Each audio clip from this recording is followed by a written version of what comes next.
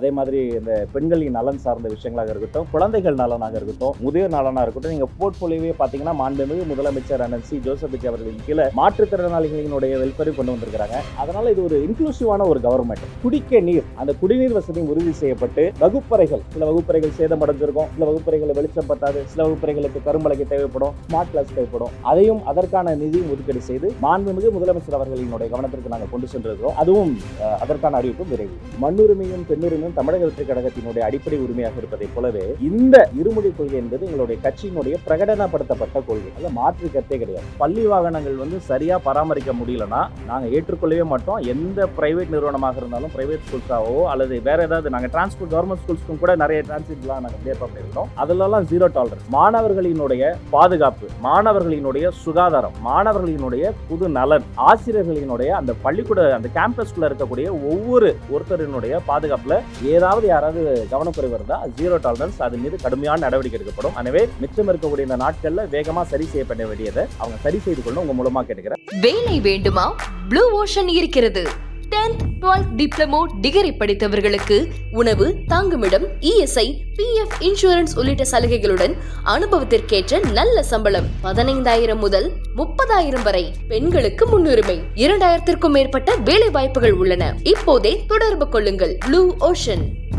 இன்றைய தினம் நம்முடைய தமிழ்நாடு பள்ளிக்கல்வித்துறையின் சார்பில் நேற்று வெளியிடப்பட்ட 1 முதல் 3ஆம் வகுப்பிற்கான அந்த புதிய பாடநூல்களுக்கான பயிற்சி கையேடு வெளியிடப்பட்டு கருத்தாளர்கள் வரவழைக்கப்பட்டு ட்ரைனிங் தி ட்ரைனர்ஸ், ஆசிரியர்கள் அந்த 1 முதல் 3ஆம் வகுப்பு வரைக்கும் பாடம் எடுக்க போற அந்த ஆசிரியர்களை வரவழைத்து அவர்களிடையே இந்த கருத்தாளர்கள் இந்த கையேடை வழங்கி எந்த பாடத்தை எப்படி அணுகணும், எந்த குழந்தைக்கு எப்படி சொல்லி தரணும்னு இந்த புதிய பாடத்திட்ட அவங்க கிட்ட சொல்வதற்கான பயிற்சியை இன்று தொடங்கி வைத்திருக்கிறோம். இவங்க என்ன பண்ணுவாங்க, இந்த ட்ரைனிங் முடிச்சுட்டு மாவட்டத்தோறும் போய் அந்தந்த மாவட்டத்தில் இருக்கக்கூடிய மற்ற ஆசிரியர்களை பயிற்சி கொடுப்பாங்க. அதன் பிறகு அவர்கள் மற்றவர்கள் கொடுத்து இந்த ட்ரைனிங் ட்ரைனர்ஸும் சொல்லப்படுற இந்த பயிற்சி முறை இன்று துவங்கி வைக்கப்பட்டு இருக்கிறது. தமிழ்நாடு முழுக்க இருக்கக்கூடிய இந்த மாணவ மணிகளை இந்த புதிய பாடத்திட்டத்தை, இந்த பயிற்சியை நிறைவு செய்து இந்த ஆசிரியர்கள் இங்க கற்றுக்கொண்ட தாற்பயங்கள்லாம் பெற்றுக்கொண்டு அவர்களே கொண்டு போய் இதை சேர்க்க போறாங்க. அதை தொடங்கி வைத்ததில் மகிழ்ச்சி. ஒவ்வொருத்தரா வாழ்த்துக்கள். நன்றி.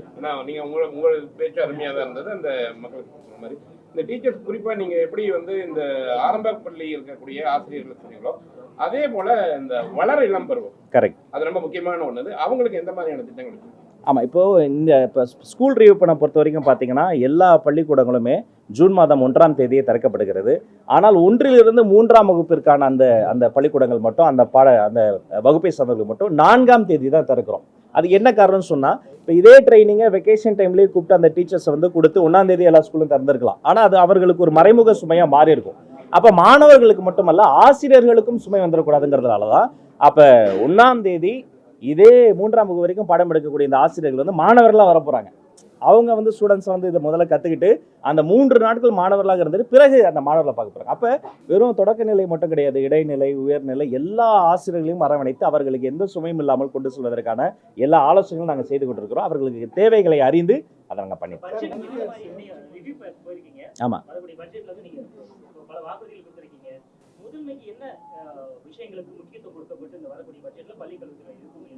எப்போதுமே தமிழக வெற்றி கழகத்தை பொறுத்த வரைக்கும் பெண்ணுரிமை, மண்ணுரிமை, அதில் மாற்று கருத்தே கிடையாது, காம்ப்ரமைஸே கிடையாது. எல்லா துறையுமே தலைவருக்கு ரொம்ப பிடித்த துறை தான். அதுலேயும் சொல்லப்போனால் இந்த பள்ளிக்கல்வித்துறை பல்வேறு சவால்களுக்கு மத்தியில் ஒரு சிறப்பான ஒரு திசையை நோக்கி நாங்கள் வழி நடத்தி சென்று கொண்டு இருக்கிறோம். அதே மாதிரி இந்த பெண்களின் நலன் சார்ந்த விஷயங்களாக இருக்கட்டும், குழந்தைகள் நலனாக இருக்கட்டும், முதியோர் நலனாக இருக்கட்டும், நீங்கள் போர்ட்ஃபோலியோவே பார்த்தீங்கன்னா மாண்புமிகு முதலமைச்சர் அண்ணன் சி ஜோசப் விஜய் அவர்களின் கீழே மாற்றுத்திறனாளிகளினுடைய வெல்ஃபேரையும் கொண்டு வந்திருக்கிறாங்க. அதனால் இது ஒரு இன்க்ளூசிவான ஒரு கவர்மெண்ட். யாரெல்லாம் ரொம்ப வீக்கர் செக்மெண்ட்டாக இருக்காங்களோ, ஒடுக்கப்பட்டு இருக்கிறாங்களோ, சோஷியலி அவர்களுக்கான அந்த பிரதிநிதித்துவம் இல்லாமல் இருக்கிறதோ அவர்களையெல்லாம் ரொம்ப ஃபர்ஸ்ட் ப்ரையாரிட்டி கொடுத்து அவர்களுக்கான விஷயங்களும் செய்யக்கூடிய அரசாங்கமாக இருக்கும். ஆமாம், நேற்றையே அதை குறித்த கோப்புகள்லாம் ஆய்வு செய்து அதில் நாங்கள் கையொப்பமிட்டு இருக்கிறோம். அடிப்படை வசதிகள்னு சொல்லப்படுற எல்லா வகையான, அதாவது முதல் விஷயமே தமிழ்நாடு முழுக்க இருக்கக்கூடிய அந்த பள்ளிக்கூடங்களில் கழிப்பறை வசதியெல்லாம் மேம்படுத்தி எல்லா கழிப்பறைகள்லையும் சில கழிப்பறைகள் மோசமாக இருந்தால் அதெல்லாம் ஆய்வு செய்து குடிக்க நீர், அந்த குடிநீர் வசதியும் உறுதி செய்யப்பட்டு வகுப்பறைகள், சில வகுப்பறைகள் சேதமடைஞ்சிருக்கும், சில வகுப்பறைகளில் வெளிச்சம் பத்தாது, சில வகுப்பறைகளுக்கு கரும்பலகை தேவைப்படும், ஸ்மார்ட் கிளாஸ் தேவைப்படும். அதையும் அதற்கான நிதியும் ஒதுக்கீடு செய்து மாண்புமிகு முதலமைச்சர் அவர்களினுடைய கவனத்திற்கு நாங்கள் கொண்டு சென்றிருக்கிறோம். அதுவும் அதற்கான அறிவிப்பும் விரைவில். புதிய மாணவர்கள் சேர்க்கைக்கு இலக்கு எதாவது நிர்ணயிச்சிருக்கோமா? தனியார் பள்ளிகள் ஒப்பிடும்போது அரசு பள்ளிகள் பொதுவாக மாணவர் சேர்க்கை குறைவாக இலக்கு நிர்ணயிச்சிருக்கோமா? பொதுவாகவே தமிழ்நாடு முழுக்க அரசு பள்ளிகள் எண்ணிக்கையில் அதிகம், ஆனால் மாணவர்களினுடைய எண்ணிக்கையில் வந்து தனியார் பள்ளிகள் தான் அதிகமாக இருக்கிறாங்க. இந்த ஒரு சமரசமற்ற நிலைமை இருக்கு இல்லையா, அதை சரி செய்வதற்கான முயற்சிகளில் ஒன்று தான் இந்த புதிய பாடநூல் வந்து நம்ம வந்து வெளியிட்டிருக்கிறோம். ஒரே வரியில் சொல்லணும்னா இது வந்து student centric, child centric approach.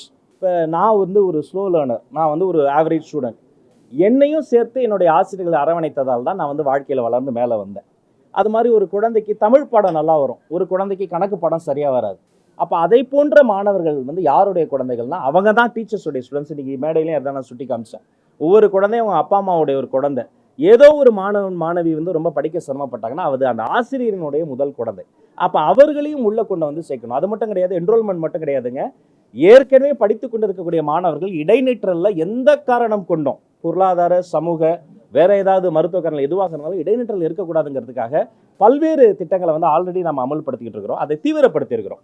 அதனால இனி வரும் காலங்களில் வந்து மாணவர்களினுடைய வருகையும் எண்ணிக்கையும் தொடர்ந்து அதிகரிக்கும்.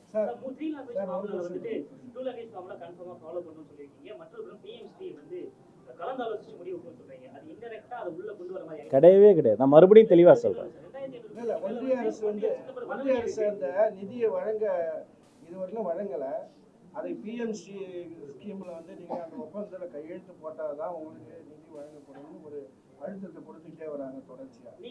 இது வந்து நீங்க வந்து இந்த நிதியை பெறுவதற்கு நீங்க அதில் வந்து என்ன மாதிரியான முன்னெடுப்புகளை செய்வீங்க?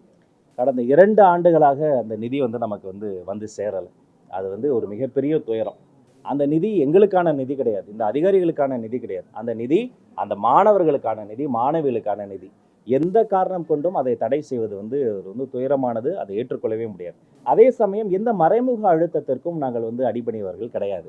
நான் ஆரம்பத்தில் சொன்னதை போல மண்ணுரிமையும் பெண்ணுரிமையும் தமிழக வெற்றிக் கழகத்தினுடைய அடிப்படை உரிமையாக இருப்பதை போலவே இந்த இருமொழி கொள்கை என்பது எங்களுடைய கட்சியினுடைய பிரகடனப்படுத்தப்பட்ட கொள்கை. அதில் மாற்று கருத்தே கிடையாது. இங்கே மட்டும் கிடையாது, சிங்கப்பூர்லேயே லீ குவான் யூ ஐயாவே அதை தான் பண்ணார். ஒரு ஸ்க்ராட்ச்ல இருந்து ஒரு கண்ட்ரியவே ஃபர்ஸ்ட் நேஷனாக மாற்றினார். அங்கேயே உலகத்தோடு தொடர்பு கொள்ள வந்து அவர் இங்கிலீஷை தான் அவர் வந்து பயன்படுத்தினார். அவர் வந்து அங்கே இருக்கக்கூடிய மற்ற லாங்குவேஜஸையோ சைனீஸையோ மேண்ட்ரினோ வந்து உலகத்தோடு தொடர்புகளை பயன்படுத்தலாம். அப்போ இங்கிலீஷ் என்பது போதுமானதாக இருக்கிறது. அப்போ எந்த மறைமுக அழுத்தத்திற்கும் நாம் வந்து அடிப்படையாது. நீங்கள் எடுத்த கொள்கையில் சமரசமின்றி கொள்கை சமரசம் என்ற பேச்சுக்கே இங்கே இடமில்லை.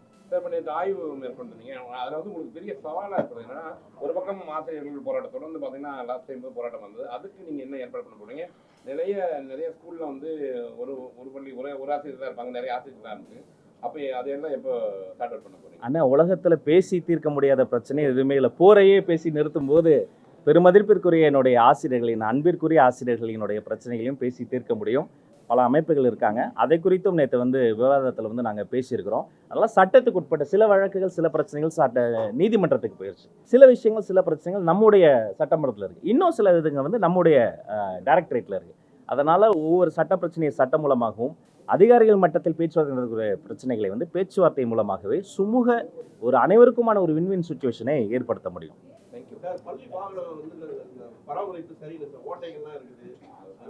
Zero tolerance. பள்ளி வாகனங்கள் வந்து சரியாக பராமரிக்க முடியலன்னா நாங்கள் ஏற்றுக்கொள்ளவே மாட்டோம். எந்த ப்ரைவேட் நிறுவனமாக இருந்தாலும், ப்ரைவேட் ஸ்கூல்ஸாகவோ அல்லது வேறு ஏதாவது, நாங்கள் டிரான்ஸ்போர்ட் கவர்மெண்ட் ஸ்கூல்ஸ்க்கும் கூட நிறைய டிரான்சிட்லாம் நாங்கள் ஏற்பாடு பண்ணியிருக்கிறோம். அதிலெல்லாம் ஜீரோ டாலரன்ஸ்.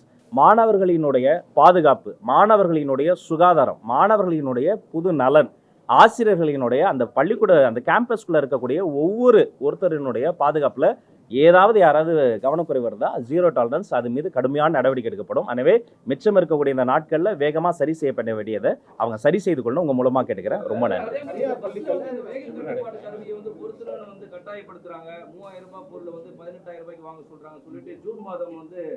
ஆமாம், எனக்கும் செய்தி வந்தது.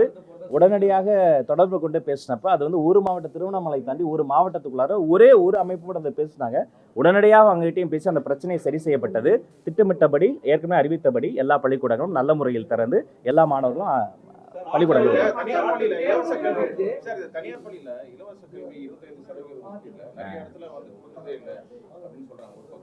அவங்க என்ன சொல்றாங்க, எங்களுக்கு வந்து ஃபண்ட் வரல, அதனால எங்களுக்கு நஷ்டமா இருக்கு. இல்லை, இது மானிட்டரி சிஸ்டம் நம்ம வந்து ஆல்ரெடி வச்சுருக்கிறோம். அந்த மானிட்டரி, அதாவது அவங்கள மானிட்டர் பண்ணக்கூடிய அந்த ப்ராக்டிஸ் ஆல்ரெடி இருக்குது. அதை 100% சரியாக செய்வதற்கான வேலைகளை நம்ம செய்யணும். ஆல்ரெடி சிஸ்டம்ஸ் இருக்குது. அந்த விஷயங்கள்லாம் சரியாக போகுதான்னு அந்த சேனல்ஸை ஃபைனலைஸ் பண்ணணும். மிக்க நன்றி. Thank you so much. ஆமாம், கட்டாயமாக நாளை காலை 9:30 மணி அளவில் 10ஆம் வகுப்பிற்கான பொதுத் தேர்வு முடிவுகள் வெளியிடப்படும் என்பதை அன்போடு தெரிவித்துள்ளது. நம்மளுடைய அண்ணா சென்டினரி லைப்ரரி இருக்குல்ல, அண்ணா நூற்றாண்டு நூலகத்தில் வைத்து நாளை காலை 9:30 மணிக்கு 10ஆம் வகுப்பிற்கான அந்த பொதுத் தேர்வு முடிவுகள் வெளியிடப்படும் என்பதை அன்போடு தெரிவித்துக் கொள்கிறேன். நன்றி. அந்த தேர்வு எழுதிய ஒவ்வொரு மாணவனும் மாணவியும் அவர்களினுடைய பெற்றோர்களும் ஆசிரியர்களும் வெற்றியாளர்கள் தான். இந்த தேர்வு அந்த குழந்தைய அழகாக ஆளாக்கி அழகை பார்த்து இங்கே கொண்டு வந்திருக்கிறோம். நிறைய மதிப்பெண் வாங்க போகிற, அவங்க ஆசைப்பட்டதெல்லாம் அடைய போகிற மாணவர்களுக்கு முன்கூட்டிய வாழ்த்துக்கள். எதிர்பார்த்த அளவிற்கு ஒருவேளை மதிப்பெண் வரலனாலும் அதை நினைத்து கவலைப்பட வேண்டாம். உங்களுக்காக தான் நான் நிற்கிறேன். நீங்கள் எங்களுடைய ஸ்டூடெண்ட்ஸு. அதனால் எல்லோரும் சேர்ந்து ஒரு இன்க்ளூசிவான ஒரு எஜுகேஷனை வந்து நம்ம முன்னெடுத்திருக்கிறோம். இந்த 10ஆம் வகுப்பு பொதுத் தேர்வுகள் வெளியான பின்பு மீண்டும் உங்களோடு பேசுகிறேன். நன்றி.